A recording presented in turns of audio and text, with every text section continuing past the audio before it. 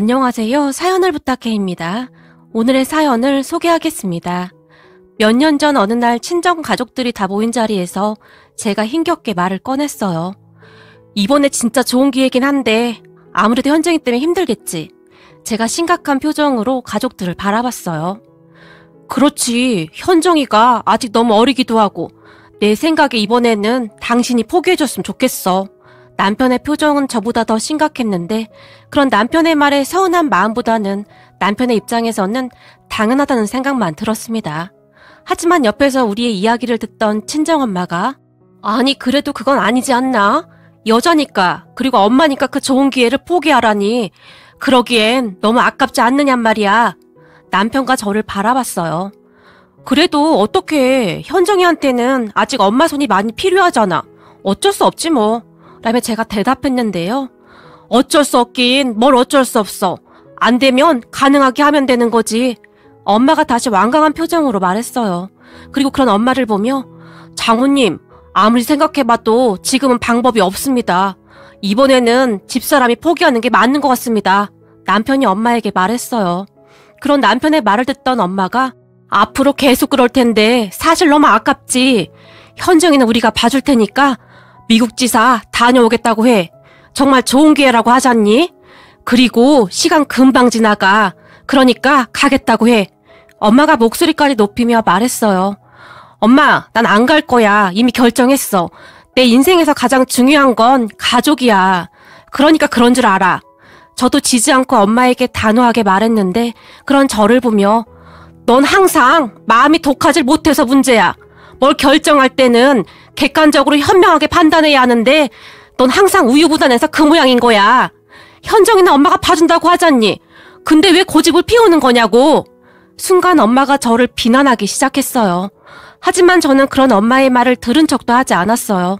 무엇보다도 제 딸을 친정엄마에게 절대 맡기고 싶지가 않았으니까요. 우리 엄마는 음악 선생님으로 오랫동안 학교에서 학생들을 가르치다가 건강상의 이유로 그만두시긴 했지만 음악에 대한 열정은 교직에 있을 때나 지금이나 변함이 없으십니다. 그런 엄마는 완벽주의자였는데 제가 실수하는 것을 절대 용납하지 않는 그런 분이셨어요. 그런 엄마와는 달리 저는 음악에 소질이 없었어요. 물론 그렇다고 해서 제 실력이 형편없었다 그런 것은 아니었지만 엄마가 가지고 있는 재능만큼은 뛰어나진 않았거든요. 그랬던 엄마는 제가 엄마처럼 음악을, 그러니까 피아노를 잘하길 바랐어요. 그런 엄마의 기대에 부응하기 위해 제 나름대로 정말 열심히 노력했지만 가끔은 노력만으로 되지 않는 것이 있기도 하더라고요. 저는 결코 엄마처럼 잘할 수가 없었어요. 그리고 그런 저를 보며 엄마는 끊임없이 좌절했었는데 그런 엄마의 모습을 보며 저는 정말 힘든 시간을 보내야만 했습니다.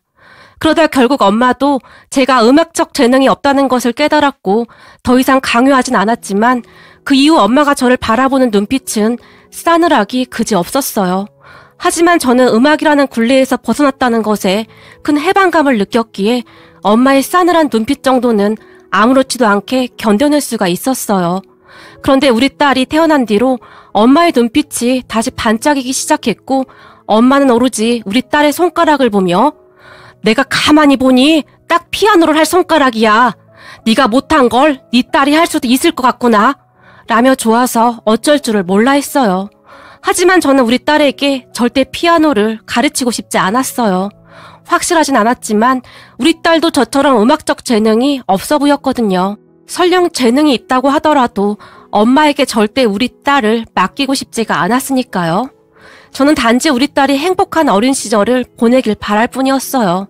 그랬으니 엄마에게 딸을 맡기고 해외 지사로 나가라고 했지만 저는 단호하게 거절했어요. 그때 당시에도 잠깐씩 우리 딸을 봐주고 계셨는데 엄마는 항상 당신이 만든 틀 안에 우리 딸을 넣고는 그렇게 자라나기를 바랐기에 저는 해외 지사로 절대 가지 않겠다고 단호하게 말했어요. 그렇게 며칠이 지났고 시어머니에게 전화가 왔어요. 애미야, 나다. 잘 지내고 있니? 네, 어머님. 집에 별일 없으시죠? 우리 시어머니는 강원도 작은 마을에 사셨는데 웬만한 일에는 전화도 잘 하지 않으셨고 우리 집에 찾아오지도 않는 그런 분이셨어요. 제가 남편과 결혼을 결심한 이유 중 하나가 시어머니였는데 시어머니는 굉장히 호탕하시고 긍정적인 분이세요. 첫 만남에서 시어머니는 저를 보며 얼굴이 어쩜 이리도 예쁠까나? 얼굴이 뽀얀 게 너무 예쁘네. 어디서 이런 참한 사람을 데리고 왔을까나? 우리 아들이 그냥 맹탕인 줄 알았는데 그게 아니었구만. 내가 아들 하나는 아주 잘 키웠네. 라며 호탕하게 웃었어요. 그런 시어머니의 눈은 굉장히 선해 보였는데 항상 저를 따뜻한 눈빛으로 바라봐 주셨어요. 그동안 살면서 엄마에게 항상 넌 도대체 어째서 이런 거 하나 못하는 거니? 라는 말만 듣고 살았던 제게 시어머니의 따뜻한 눈빛은 항상 큰 위안이 되었어요. 거기다 사시사철 과일과 옥수수, 감자 등을 보내주셨는데 시어머니가 보내주신 것들을 보면서 계절의 흐름을 느끼곤 했습니다. 여름에는 이제 막 단 옥수수를 상자에 잘 넣어서 보내주셨는데 파릇파릇한 옥수수 껍질을 벗기면 그 안에 새하얀 알갱이들이 보였어요. 그 옥수수를 냄비에 쪄서 김이 모락모락 나는 옥수수를 먹으면 그렇게 맛있을 수가 없었습니다. 그런 옥수수는 제게 마치 이제 여름이야 라고 말하는 듯 했어요. 또한 가을에는 단감을 잔뜩 보내주셨는데 그런 단감을 크게 한 입 베어 물면 단감의 달콤한 즙이 입안 가득 머물며 씹을 때마다 아삭아삭 소리를 냈는데 마치 상쾌한 가을 아침을 입안 가득 머금고 있는 그런 느낌이었어요. 그리고 그러한 것들은 시부모님의 따뜻한 마음이 담겨있음이 느껴지면서 시어머니의 따뜻한 눈빛이 생각나곤 했습니다. 그런 시어머니에게 전화가 오면 그러한 계절의 향기가 느껴지긴 했어요. 그렇게 전화를 걸어온 시어머니에게 어머님 무슨 일 있으세요? 제가 물었어요. 아니 아무 일도 없다. 근데 말이다. 아범한테 들었는데 네가 미국 가서 일할 기회가 생겼다고 하더구나. 근데 현정이 때문에 포기했다고 하던데. 네, 어쩔 수 없죠 뭐. 누가 뭐래도 가족이 제일 중요하잖아요. 제가 애써 밝게 웃으며 말했어요. 넌 어떤데? 넌 어떻게 하고 싶냐는 말이야. 시어머니가 제게 조용히 물었어요. 저요? 저야 가고 싶긴 한데 사람이 하고 싶은 거 다 하고 살 수 있는 건 아니니까 그냥 어쩔 수 없는 거죠. 근데 저 진짜 괜찮아요. 제가 대답했어요. 그런데 그런 제 말을 듣던 시어머니가 난 말이다. 네가 하고 싶은 걸 하고 살았으면 좋겠구나. 네가 행복했으면 좋겠어. 라고 말했는데 그 누구보다도 시어머니의 진심을 잘 알기에 순간 제 마음이 따뜻해졌어요. 네, 어머님. 어머님 마음 잘 알고 있어요. 하지만 전 현정이 두고 못 가겠어요. 그럼 이렇게 하면 어떨까? 네가 돌아올 때까지 내가 현정이를 봐주면 말이야. 물론 현정이가 서울이 아닌 시골에서 지내야 해서 싫을 수도 있겠지만 내가 잘 봐줄 수 있을 것 같은데 라며 시어머니가 정말 조심스럽게 말을 꺼냈어요. 네? 어머님이요? 그런 생각은 한 번도 안 해봐서요. 제가 깜짝 놀란 채 대답했어요. 그럼 생각 한번 해보거라. 하긴 안사돈한테도 안 맡긴다고 했다는데 나한테 맡기고 싶진 않겠구나. 내가 괜한 소리를 했구나. 나는 그저 네가 너무 안타까워서 라며 시어머니가 급히 말을 했는데 혹시나 그런 시어머니로 인해 제가 난처할까 싶어 걱정하는 눈치였어요. 아니에요 어머님. 다른 사람도 아니고 어머님이 봐주신다고 하면 저는 너무 고마운데 애 보는 일이 보통 힘든 게 아니잖아요. 그래서 그것도 걱정이긴 해요. 근데 어머니라면 저의 안심이죠. 라고 제가 미안한 듯이 말했어요. 그리고 시어머니는 제 말이 진심인 것을 알고 계신 것 같았어요. 그렇게 시어머니와 전화를 끊고 잠시 고민을 하다가는 남편의 여동생인 신우이에게 전화를 했어요. 고모, 저예요. 잘 지내시죠? 혹시 통화 가능하세요? 네, 언니도 잘 지내시죠? 근데 무슨 일이세요? 신우이가 제게 물었어요. 저기 다른 게 아니라 제가 미국 지사에 나갈 기회가 생겼거든요. 전부터 계속 가고 싶었는데 안타깝게도 이제야 기회가 왔어요. 근데 현정이 때문에 그냥 포기할까 했는데요. 방금 어머님께서 전화를 하셨는데 제가 해외 지사 나가 있는 동안 현정이를 봐주시겠다고 하는데 고모 생각은 어때요? 아무래도 힘드시겠죠? 제가 조심스레 물었어요. 엄마가 하고 싶다고 하면 별 문제는 없겠지만 근데 언니 괜찮겠어요? 사실 현정이 지금 서울에서 안 사둔 어른이 거의 공주처럼 생각하고 있으신 것 같은데 할머니 집에 가면 흙에서 막 뒹굴고 그럴 텐데 제가 엄마 성격 잘 아는데 아마도 언니가 미국에서 돌아올 때쯤 현정이는 감자 캐기 달인이 되어 있을 수도 있어요. 제가 어릴 때 그랬거든요. 감자를 어찌나 잘 캐는지 다들 감탄하곤 했거든요. 라고 말을 하던 신우이가 큰 소리로 웃었어요. 고모랑 통화하면 참 이상한 게 심각하던 모든 것들이 그냥 아무것도 아닌 게 돼요. 미국 지사 다녀오면 언니한테 엄청 좋은 거잖아요. 그리고 승진도 빨리 된다면서요. 그럼 눈 딱 감고 한 1, 2년만 시골 생활해도 현정이한테는 정서적으로 나쁘진 않을 거예요. 다만 안 사둔 어른이 보시면 기겁하시겠네요. 신우이가 다시 큰 소리로 웃었어요. 그리고 그날 저녁 남편에게 시어머니와 통화 내용에 대해 말을 했는데요. 뭐? 강원도 우리 엄마한테 현정이를 맡기자고? 당신 지금 진심이야? 난 도대체 당신이 이해가 안 돼. 아니 가까이에 장모님이 계신데 왜 굳이 그렇게 해야 해? 당신이 미국 지사 가겠다면 말리진 않을게. 그런데 강원도 말고 장모님한테 맡기자. 사실 장모님이 아시는 것도 더 많고 아무튼 그렇잖아. 라며 남편이 저를 설득했어요. 아니 그건 절대 싫어. 나는 우리 현정이 감자밭에서 막 뛰어놀게 하고 싶어. 사실 지금 아니면 현정이가 언제 그래 보겠어? 그리고 어머님 성격 좋으셔서 아마도 잘 돌봐주실 거야. 사실 엄마는 지금도 현정이를 엄마가 만든 틀에 맞게 키우려고만 하잖아. 라며 제가 간절한 눈빛으로 남편을 바라봤어요. 와, 난 당신이 도대체 이해가 안 된다. 아니 그러다가 강원도 사투리라도 쓰면 어쩌려고 그래? 난 현정이가 표준어를 썼으면 하는데. 남편이 저를 보며 울상을 지었어요. 좀 쓰면 어때? 당신도 지금은 거의 안 쓰잖아. 안 쓰긴 뭘 안 써. 얼마 전에 회사 근처 횟집에 갔더니 내가 한마디 하자마자 횟집 사장님이 강원도 사람이네요. 이랬단 말이야. 당신은 표준어만 써서 잘 모르나 본데 사투리 쓰는 우리는 그런 거 은근히 신경 쓰인단 말이야. 남편이 짐짓 심각하게 말했어요. 하지만 저는 그날 이후 계속해서 남편을 설득했고 결국 울며 겨자 먹기로 남편도 허락했어요. 그렇게 저는 엄마에게도 말했는데 친정엄마가 방방 뛴 것은 말할 것도 없었고요. 아니 내가 봐준다는데 넌 대체 무슨 생각인 거냐? 거기가 어디라고 현정이를 그 멀리 보내. 아니 요즘 보니 엄마 몸도 좀 힘들어 보이는 것 같고 그동안 엄마도 짬짬이 현정이 보느라 고생도 많았잖아. 그래서 내가 시어머니한테 부탁한 거야. 시어머니도 허락했고 라며 제가 아무렇지도 않게 말했어요. 그 뒤 엄마는 큰 충격을 받은 듯 했는데 그런 엄마를 저는 모른 척 했어요. 그리고 얼마 뒤 미국으로 가기 전 우리 엄마와 함께 현정이를 데리고 강원도 시댁으로 내려갔어요. 엄마가 굳이 따라 나서겠다고 해서 같이 내려갔는데 엄마가 시어머니에게 이것저것 인수인계라고 해야 할까요?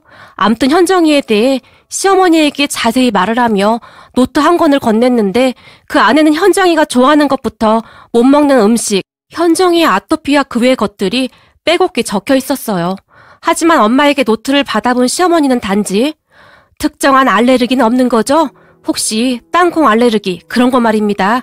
라고 물었고 우리 엄마가 없다고 하자 그다지 신경 쓰지 않는 듯 했어요. 내려간 지 몇 시간 만에 현정이는 할머니의 껌딱지가 됐는데 역시나 제 선택이 옳았다는 생각을 하게 되었어요. 그렇게 얼마 뒤 저는 미국으로 떠났는데 시댁과 가까이 살던 시누이가 현정이의 근황을 자주 알려줘서 마치 곁에 있는 것처럼 느껴질 정도였어요.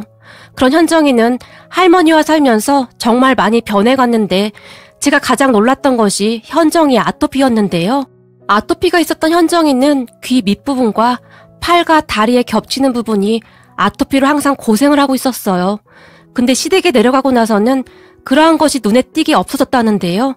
시누이가 보내준 영상에서는 아주 멀쩡해 보였어요. 거기다 편식도 심해서 항상 마른 편이었는데 도대체 뭘 먹는 것인지 현정이 볼이 금방이라도 터질 듯 토실토실 너무 예뻤어요. 그동안 그렇게 통통하게 살이 오른 적이 한 번도 없었기에 저는 그저 신기하기만 했는데요. 저와 함께 있을 때와는 전혀 다른 아이가 되어 있었어요. 그도 그랬던 것이 할머니와 지내면서 언제 편식했냐는 듯이 괜찮아졌다는데요.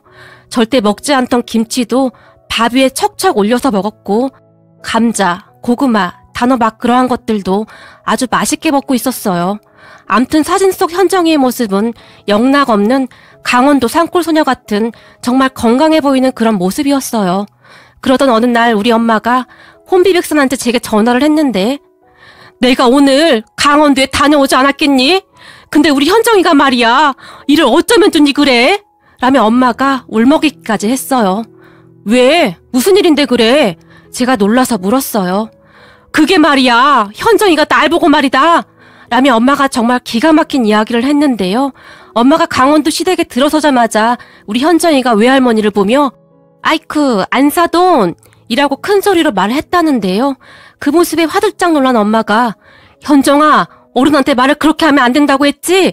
라고 말을 했다는데 할머니 안사돈 오셨어 라며 화장실에 있는 시어머니를 부르더랍니다.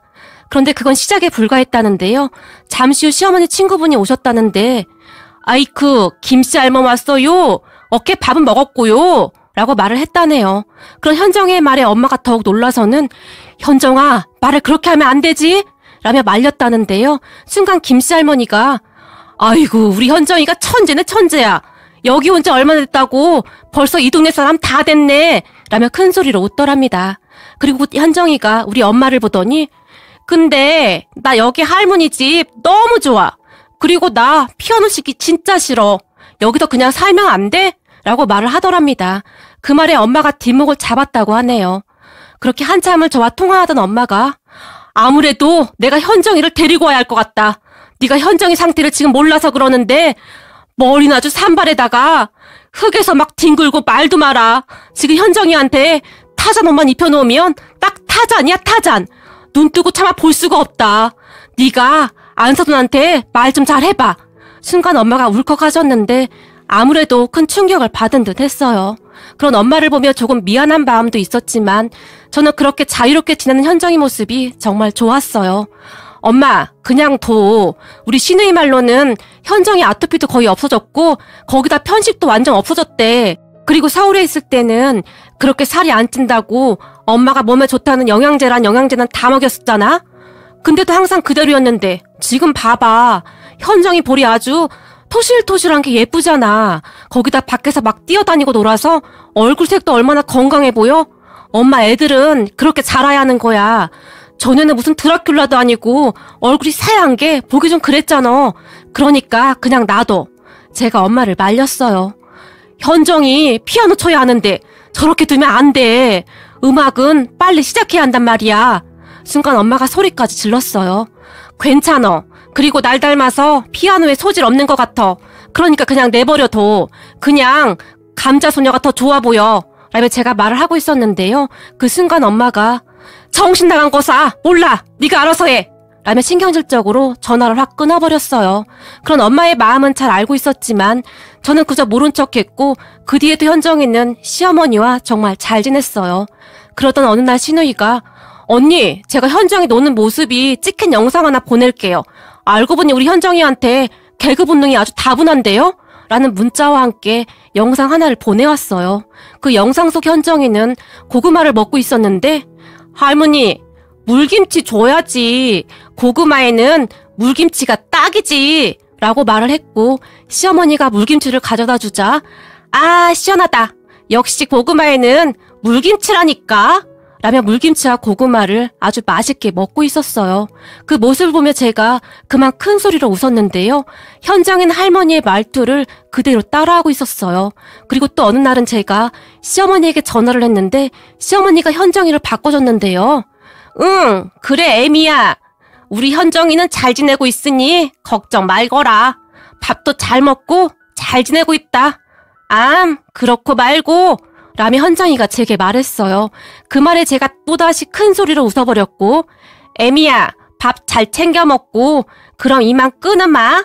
현정이는 지금 김씨 할멈 집에 놀러 가야 해서 그리고 거기 누렁이도 기다리고 있어서 그럼 안녕 이라며 전화를 끊어버렸어요. 그 말에 제가 다시 박장대소를 했답니다. 그런 현정이를 보며 제가 생각했던 것보다 훨씬 잘 지내고 있어서 얼마나 다행이던지 안심이 되었어요. 그리고 할머니와의 그러한 추억들이 삶을 살아가는 동안 현정이에게 항상 큰 힘이 되어줄 것이라 생각합니다. 그렇게 얼마 뒤 저는 귀국을 했고 현정이는 다시 서울로 올라왔는데 다행히 편식도 없어졌고 굉장히 소극적이고 까칠하던 성격은 온데간데 없이 아주 긍정적인 성격으로 바뀌어 있었어요. 그런 현정이는 가끔 제가 한숨을 쉬거나 하면 괜찮아. 시간이 약이야. 라며 제 등을 토닥토닥 해주기도 한답니다. 그리고 현정이는 외할머니에게도 나 피아노 싫어. 그러니까 자꾸 하라고 하지 마.